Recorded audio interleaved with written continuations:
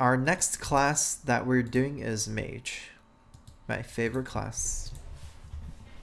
First card of Mage is Raven Familiar.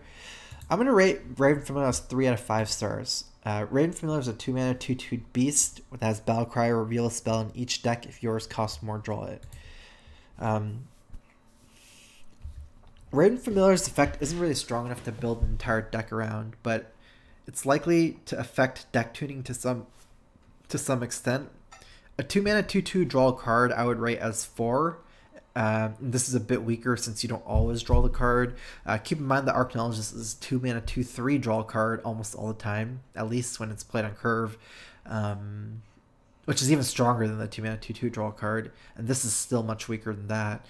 That said, it has similar comparisons to Pyros, which is another 2-mana 2/2, which generally draws you a 6-mana 6/6, and then that one gives you a 10-mana 10/10, but Pyros isn't a particularly strong card either. Yeah. It's 3 out of 5. It's kind of like a borderline. You can maybe input this like as a filler card. Maybe it has some synergy with Curator if you want to go there, or it's like the 29th best card in your deck. You know, I don't think it's anything to write home about, even if you do end up running Raven Familiars. Next card is Ruby Spellstone. Ruby Spellstone is a 2-mana spell that adds 1 random mage card to your hand, and then every 2 elementals you play, it adds 1 more spell. So like it could potentially be a 2-mana Cabal's Tome. All that work for 3 mana saved. Anyways, I'd rate Ruby Spellstone as 3 out of 5. Ruby Spellstone's effect is only really good after it gets upgraded, and I feel like it's intended for tempo-based elemental mage decks. Control decks usually want to play their draw effects early turns sometimes and reset the board with AoEs, whereas tempo decks usually play, for tempo they play minions that play spells, and then they usually draw as they're running out of steam. So this is clearly intended for the latter, like for tempo decks, right? You need to play elementals to activate this, and then you start playing this as you run out of steam. Firefly upgrades this twice on its own, which is interesting, but the randomness of this is still clearly a downside. Like, it's not as good as draw 3 cards from your deck, 3 random spells. This rating reflects the Spellstone in a tempo-based elemental deck still being more of a mediocre filler card rather than a big reason to play the deck. Even if you do play a mid-range elemental mage or some kind of aggro elemental mage, I still think this would be towards the bottom of the list, if anything, so 3 out of 5. Next mage card is Fluffy Fire Rune. Explosive runes. Wait, what? Oh, jeez. In my spreadsheet, sorry, I had this card as Fluffy Fire Rune, but for some reason the name of it is Explosive Runes. I don't know how I got tricked. I don't know what happened. For some reason, I literally thought the name of this card was Fluffy Fire Rune. Alright, sorry, my mind is blown. Explosive Runes. I'm going to rate this card 4 out of 5. This is actually a card that could push Tempo Mage into tier 1. 6 damage is enough to kill almost every minion, and extra face damage is extremely important in a deck with a ton of reach. Mathematically speaking, this secret is very similar to Mirror Entity and Potion of Polymorph, since getting the same minion is roughly equivalent to killing it, right? Mirror Entity, copy their minion. Potion of Polymorph, you kill it. This one, you kill it, but you don't have to deal with the sheep after, and you can push extra face damage, right?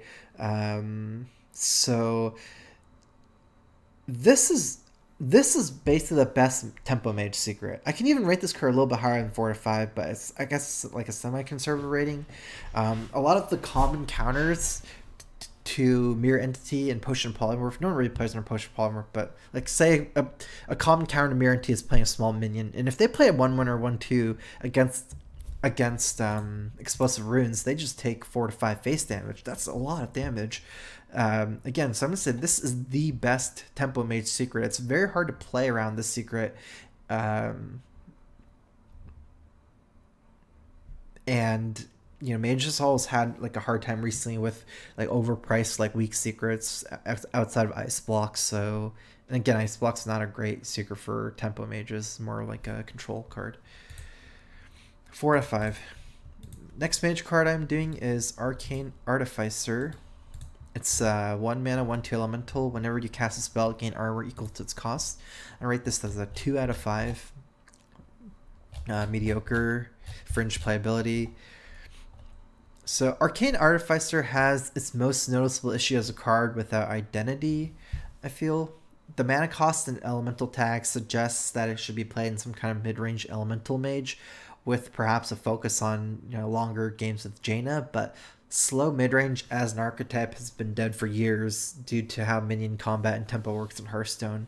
Any mid-range tempo deck that's focused on board is better off going faster and having less heals, because unless the deck has access to strong AoEs, which would then push that into being a control deck and not a tempo deck, generally speaking, the slower mid-range deck won't ever recover from an early tempo loss.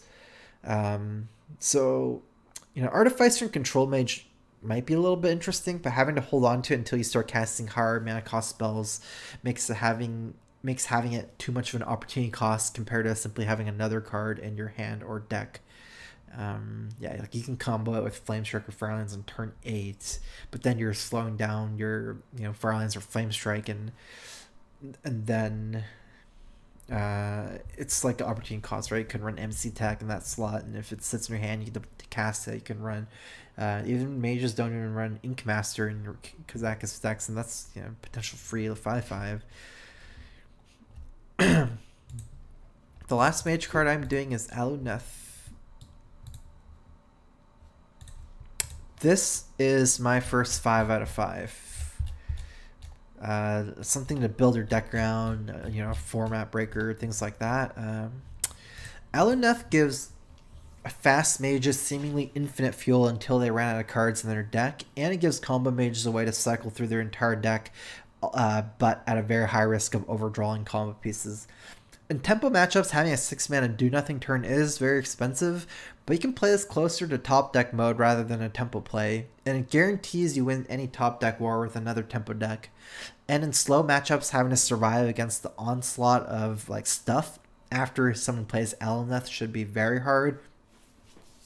Many control decks have their own endgame win conditions now where they don't necessarily have to survive against aggro in the late game. Things like Shadow Reaper, Raza, they just like kill you very quickly after.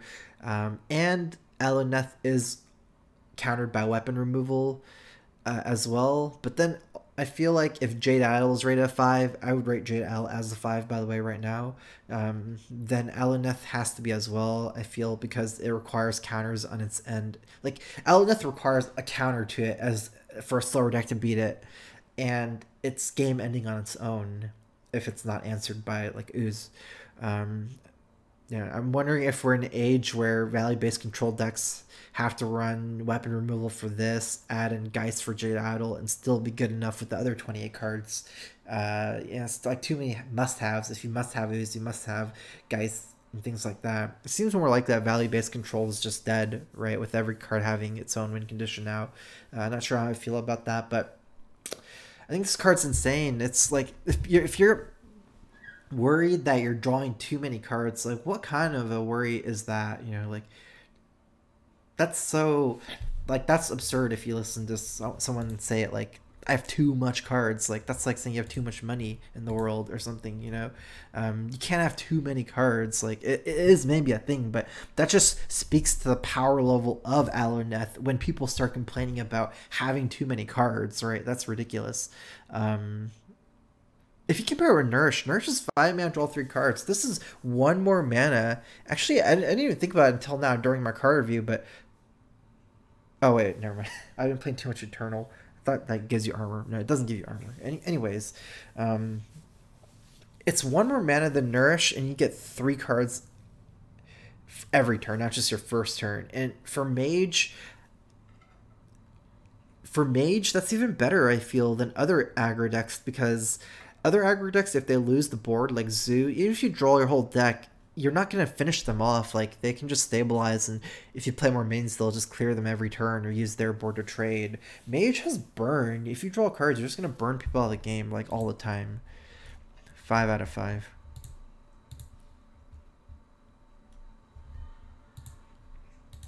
The last class we're doing is Paladin today.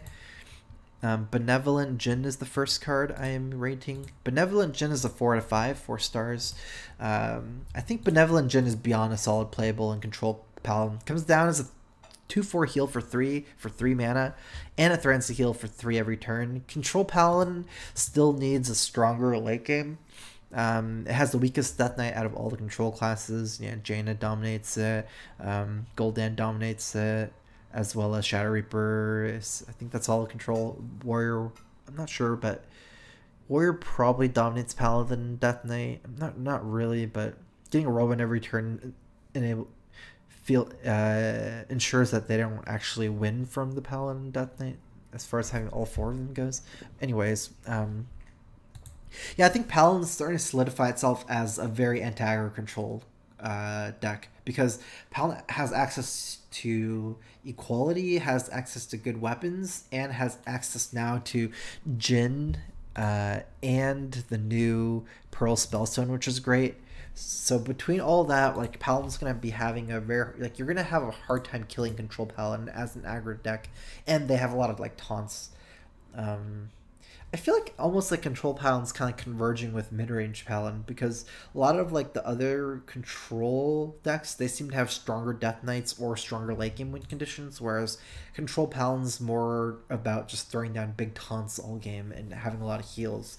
Well, that's not going to be something like Priest, you know, or even like Jaina. It is going to be aggro a lot. Like, they aggro, that's like the ultimate counter to aggro. Maybe Recruit or N'Zoth can be stronger engines for control Paladin. We'll see with the rest of the cards being released, but I feel like Recruit and or N'Zoth have a lot of potential as control Paladins, like bomb.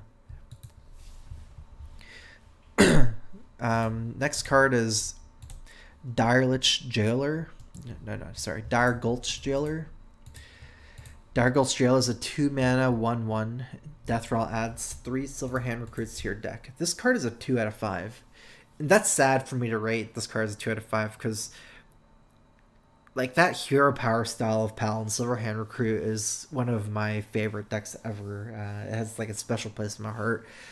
And just how bad this kind of style is recently is kind of sad for me. But anyways, the Silver Can Recruit mechanic is fading quite fast from the old glory days of Muster and Quartermaster.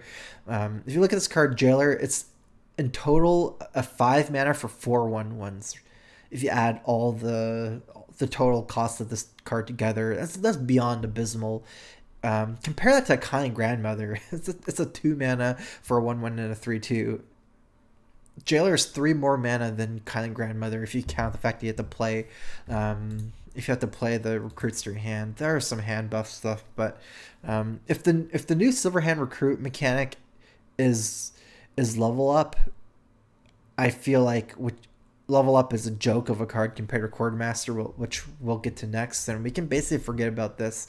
It's just the base form of card has to be, you know, good. I feel like you can't just play Dire Gulch Jailer and then expect to hand buff your recruits after. It's just, the base form is so bad that maybe if you hand buff your recruits +1/+1, then it becomes like not even a solid playable, just like a barely, like a 3 out of 5. You know, like, this card has so much work to do before it's good, and that just makes it bad.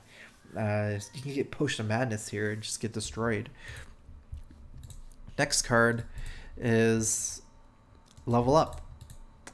Level Up is another 2 out of 5 card. Fringe, like, very fringe, not even fringe. It's I guess, yeah, fringe playability is what I rate it as.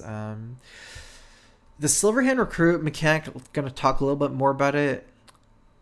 I feel like that mechanic shine the most versus value-based control decks due to them able to, like, due to the recruits being able to become threats quickly with Quartermaster, and you can generate them for free or very cheaply. Modern control is a little different, where it's based on powerful Death Knights, all of which destroy recruits. even if you compare this card to Quartermaster, which I don't think the meta is that favorable for right now, compared to Quartermaster, its level up is a joke, right? Giving your recruits taunt is worth nothing, like next to nothing. If you give your minions taunt to most random spells, so say Frostbolt, a 2 mana, deal 3 damage, freeze a minion, give all your minions taunt. If you give all your minions taunt to AI, to swipe, to nourish, none of those cards would be that broken. They'd be a little bit better than they were before, but giving all your minions taunt, my point is that's nothing. Like, that's worth nothing almost, you know? That's like getting a Dorito, like one Dorito in your meal, like extra. It's like almost nothing, and it's hardly broken. But if you add a 2/5 to any of these spells, imagine Frostful is, you know, a 2 mana, deal 3 damage, summon a 2/5, or Arcane Intellect. You know, a 2/5 is huge. A 2/5 is value. That's what Quartermaster is compared to level up, and Quartermaster isn't that good right now, I feel. So level up is bad. Next we're gonna do Unidentified Mall. Unidentified Mall, it's a 3 mana 2/2 weapon, and during while it's in your hand, it changes into one of the ones we can pull up on the screen right now, but one of the 4 forms. I'm gonna rate this as 3 out of 5. I feel like many of the variants of the Mall are quite weak, and they have different effects, so I feel like deck building with the Mall is a challenge. Some of the forms of the Mall are meant to snowball a board, and other forms are meant to create a board. I feel like the 2 best forms are the one where it summons 2 silver hand recruits, Champions Maul, and give your minions Divine Shield, Purifier's Maul, but you only get those 50% of the time. The other 2 are pretty weak. For tempo-based Paladins, this Maul and Rallying Blade are fairly similar in power levels, each making the other one kind of worse, or, you know, whichever one better will be played, but it's not like you want that many weapons. And with the inclusion of the new Paladin Spellstone, true silver champions should easily outshine both like Mauls and Control. You know, some people were using Rallying Blades and Control Paladin just because true silver was like barely better than Rallying Blade, but you know, even in Control Paladin, the healing is barely anything. But now with the new Pearl Spellstone, True Silver is going to have its real role in Control Paladin. You're never going to use the Maul instead or Rallying Blade anymore. So I'd give it a 3 out of 5. The last card of today is Pearl Spellstone. Pearl Spellstone is the Paladin Spellstone. It's a 2 mana, summon a 2/2 taunt. Then every 3 health you restore, it goes into a 4/4 taunt and a 6/6 taunt. Keep in mind that you can't heal for 10 and instantly upgrade to the 6/6 form. You have to, like, each effect can only do it once. Another thing to keep in mind that I've like, I guess, done my research on about this card is True Silver Champion, it heals you for 2 at a time, but if you swing twice with True Silver, it will still upgrade the form. So I guess it, like, keeps, like, it memorizes how much health you've had while this card is in your hand, and as long as it's greater than 3, it doesn't have to be all at once. It's just one effect can't do all at once, like all 6 health at once. Anyways, this card continues with the overall trend so far, where Paladin's getting really strong control cards and not really strong aggro cards. 2 mana for a 2/2 taunt is quite weak, but this card should almost never be played on curve, considering Paladin's hero power is a proactive turn 2 play. You might as well just hero power if you don't have anything to do, which gives you a 1/1 instead of 2/2 taunt. With True Silver Champion, be able to upgrade this over 2 swings, and the new Benevolent Djinn having insane synergy with this card. Pearl Spellstone is a solid addition to Control Paladin's lineup. Having a late game cheap bomb is more useful if Paladin can find other things to spend mana on late game. But between, you know, hero power cards like Stonehill Defender and other bombs, even cards like Forbidden Healing can help you spend your mana after you save a bunch of mana on Pearl Spellstone. It shouldn't be a huge issue.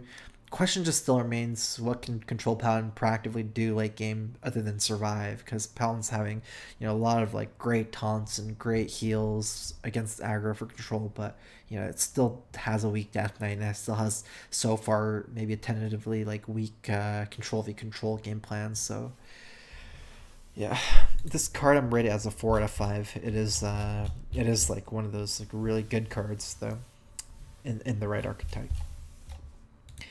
Alright, that is the end of my card review for the first, say, 16 to 20 cards. I am going to be churning these out in the next week or so, as many as I can.